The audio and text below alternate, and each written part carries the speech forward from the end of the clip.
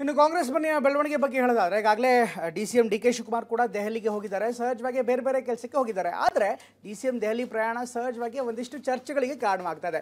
ಇನ್ನೊಂದು ಕಡೆಗೆ ಕಾಂಗ್ರೆಸ್ ಮನೆಯಲ್ಲಿ ಏನಾಗುತ್ತೆ ಈ ಎಲ್ಲದರ ಚರ್ಚೆ ಇವತ್ತು ಕೂಡ ಮುಂದುವರೆದಿದೆ.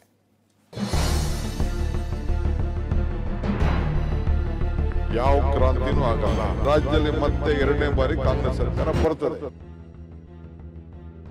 5 ವರ್ಷ ಸಿಎಂ ಇರಬೇಕು ಅಂದ್ರೆ 5 ವರ್ಷ ಸಿಎಂ ಇರ್ತಾರೆ. ನಮ್ಗೆ ಏನೇನು ಕೆಲಸ ಇರುತ್ತೆ ನಾವು ಮಾಡ್ಕೊಂಡು ಹೋಗ್ತಾ ಇರ್ಬೇಕು. ನಾನು ಮಾತ್ರ ಪಾರ್ಟಿ ಶಿಸ್ತಿನ ಸಿಪಾಯಿ.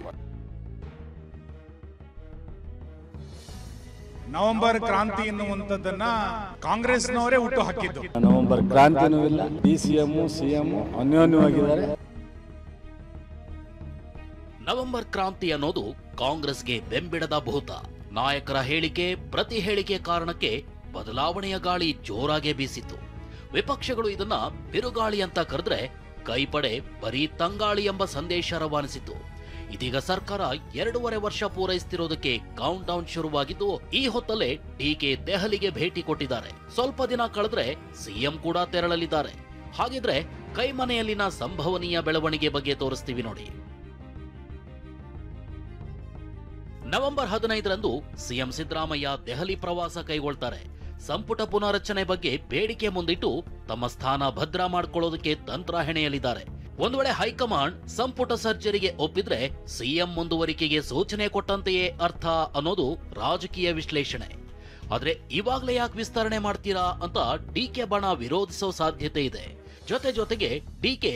ಮುಂದೆ ತಮ್ಮ ಸ್ಥಾನಮಾನ ಏನಿರಬಹುದು ಅನ್ನೋ ಬೇಡಿಕೆ ಇಡಬಹುದು.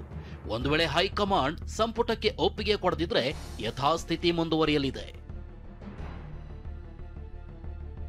ಇಷ್ಟು ಮಾತ್ರ ಅಲ್ಲ, ಕಾಂಗ್ರೆಸ್ನ ಪಟ್ಟದ ಆಟವು ದಾಳವಾಗಿ ಉರುಳೋ ಸಾಧ್ಯತೆಯನ್ನ ತಳ್ಳಿ ಹಾಕುವಂತಿಲ್ಲ. ದೆಹಲಿ ಪ್ರವಾಸದ ವೇಳೆ ಕೆಪಿಸಿಸಿ ಅಧ್ಯಕ್ಷರ ಬದಲಾವಣೆಯ ಬಗ್ಗೆ ಚರ್ಚೆಗೆ ಬರಬಹುದು. ಅಧ್ಯಕ್ಷ ಸ್ಥಾನ ಬದಲಾದ್ರೆ ಡಿ.ಕೆ. ಬರೀ ಮಂತ್ರಿಯಾಗಷ್ಟೇ ಮುಂದುವರಿತಾರೆ. ಆಗ ಪಕ್ಷದ ಮೇಲಿನ ಡಿ.ಕೆ. ಹಿಡಿತ ಸಡಿಲಿಸಲು ತಂತ್ರ ಹೂಡಿದಂತಾಗುತ್ತೆ. ಇದರ ಭಾಗವಾಗಿ ಕೆಪಿಸಿಸಿ ಅಧ್ಯಕ್ಷ ಸ್ಥಾನಕ್ಕೆ ಈಶ್ವರ್ ಖಂಡ್ರೆ, ಸತೀಶ್ ಜಾರಕಿಹೊಳಿ ಹೆಸರು ಮುನ್ನೆಲೆಗೆ ಬರ್ತಿವೆ. ಡಿ.ಕೆ.ಗೆ ಒಕ್ಕಲಿಗ ಕೌಂಟರ್ ಆಗಿ ಕೃಷ್ಣ ಬೈರೇಗೌಡ ಹೆಸರು ಮುಂಚೂಣಿಯಲ್ಲಿದೆ. ಆದರೆ ಕಾಂಗ್ರೆಸ್ನ ಇತಿಹಾಸದಲ್ಲಿ ಕೆಪಿಸಿಸಿ ಸ್ಥಾನಕ್ಕೆ ಒಂದೇ ಜಾತಿಯವರನ್ನ ರೀಪ್ಲೇಸ್ ಮಾಡಿದ್ದು ಬಹಳ ವಿರಳ. ಆದ್ರೆ ಡಿ.ಕೆ. ಈಗಾಗಲೇ ಸಿಎಂ ಸ್ಥಾನ ಕೊಟ್ರೆ ಕೆಪಿಸಿಸಿ ಸ್ಥಾನ ಬಿಡ್ತೀನಿ ಅಂತ ಸಂದೇಶ ರವಾನಿಸಿದ್ದಾರೆ. ಡಿ.ಕೆ.ಯನ್ನ ಬಿಟ್ಟು ನಿರ್ಧಾರ ಕೈಗೊಳ್ಳೋ ಸಾಧ್ಯತೆ ಕಡಿಮೆ ಇದ್ದು, ಪರಿಸ್ಥಿತಿ ಬಿಕ್ಕಟ್ಟು ಸೃಷ್ಟಿಸಿದ್ರೆ ಯಥಾಸ್ಥಿತಿ ಮುಂದುವರಿಬಹುದು. ಈ 2 ಬೆಳವಣಿಗೆ ಆದ್ರೆ ಮೂರನೇದಾಗಿ ಹೈಕಮಾಂಡ್ ಕಾದು ನೋಡೋ ತಂತ್ರದ ಮೊರೆ ಹೋಗಬಹುದು. ಎಲ್ಲರ ಮಾತು ಕೇಳಿ ಹೇಳ್ತೀವಿ ಅನ್ನೋ ಸೂಚನೆ ಕೊಡಬಹುದು. ಇನ್ನು ಲೋಕಸಭೆ ವಿಪಕ್ಷ ನಾಯಕ ರಾಹುಲ್ ಗಾಂಧಿ ಬಳಿಯೂ ನಿರ್ಧಾರದ ತಕ್ಕಡಿ ಇದೆ. ಬಿಹಾರ್ ಚುನಾವಣೆ ಬಳಿಕ ರಾಹುಲ್ ಗಾಂಧಿ ವಿದೇಶಕ್ಕೆ ತೆರಳಬಹುದು. ರಾಹುಲ್ ಗಾಂಧಿ ಇಲ್ಲದೆ ಮಲ್ಲಿಕಾರ್ಜುನ ಖರ್ಗೆ, ರಣದೀಪ್ ಸಿಂಗ್ ಸುರ್ಜೇವಾಲಾ ಹಾಗೂ ಕೆ.ಸಿ. ವೇಣುಗೋಪಾಲ್ ನಿರ್ಧಾರ ಕೈಗೊಳ್ಳೋದು ಕಡಿಮೆ ಇದೆ. ಹೀಗಾಗಿ ಬೆಳವಣಿಗೆ ಸಂದರ್ಭದಲ್ಲಿ ಏನಾಗುತ್ತೆ ಅನ್ನೋ ಕುತೂಹಲ ಮೂಡಿದೆ. ಸಿಎಂಗೆ ಒಪ್ಪಿಗೆ ಅನಿವಾರ್ಯವಾಗಿದ್ದು, ಸಮಯ ಸಿಗದಿದ್ರೆ ಕ್ರಾಂತಿ ಇಲ್ಲದೆ ವಾಪಸ್ಸಾಗಲಿದ್ದಾರೆ. ಈ ನಡುವೆ ಡಿ.ಸಿ.ಎಂ ಡಿ.ಕೆ. ತಮ್ಮ ಪಕ್ಷ ನಿಷ್ಠೆಯ ದಾಳವನ್ನ ಮತ್ತೊಮ್ಮೆ ಉರುಳಿಸಿದ್ದಾರೆ. ಯಾವ ಕ್ರಾಂತಿನೂ ಆಗಲ್ಲ. 25ಕ್ಕೂ ಆಗಲ್ಲ, 26ಕ್ಕೂ ಆಗಲ್ಲ, 28ಕ್ಕೆ ಮಾತ್ರ ಗ್ಯಾರಂಟಿ ಆಯ್ತದೆ.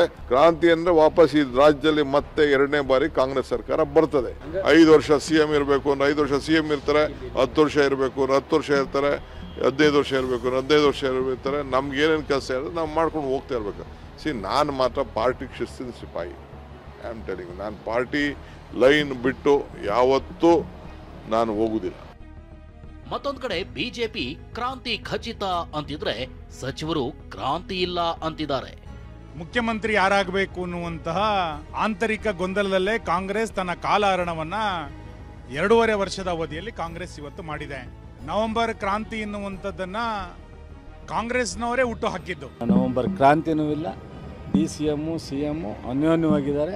ನಮ್ದು ಏನೇ ತೀರ್ಮಾನ ಇದ್ರೂ ಹೈಕಮಾಂಡ್ ತೀರ್ಮಾನ ಮಾಡ್ತಾರೆ. ಅದು ಯಾವಾಗ ತೀರ್ಮಾನ ಮಾಡ್ತಾರೆ, ಏನು ತೀರ್ಮಾನ ತಗೋತಾರೆ ಅನ್ನೋದನ್ನು ನಮ್ಮ ಪ್ರದೇಶ ಕಾಂಗ್ರೆಸ್ ಅಧ್ಯಕ್ಷರನ್ನ, ಮುಖ್ಯಮಂತ್ರಿಗಳನ್ನ ಕರೆದು ಹೈಕಮಾಂಡ್ ಅಷ್ಟೇ ತೀರ್ಮಾನ ಮಾಡ್ತಾರೆ. ಕಾಂಗ್ರೆಸ್ ಮನೆಯ ಕ್ರಾಂತಿ ವಿಚಾರ ಚಿದಂಬರ ರಹಸ್ಯದಂತೆ ಗೌಪ್ಯವಾಗೇ ಇದೆ.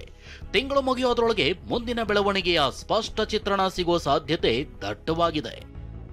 ಪ್ರಸನ್ನ ಜೊತೆ ಪ್ರಮೋದ್, ಟಿವಿ9 ಬೆಂಗಳೂರು.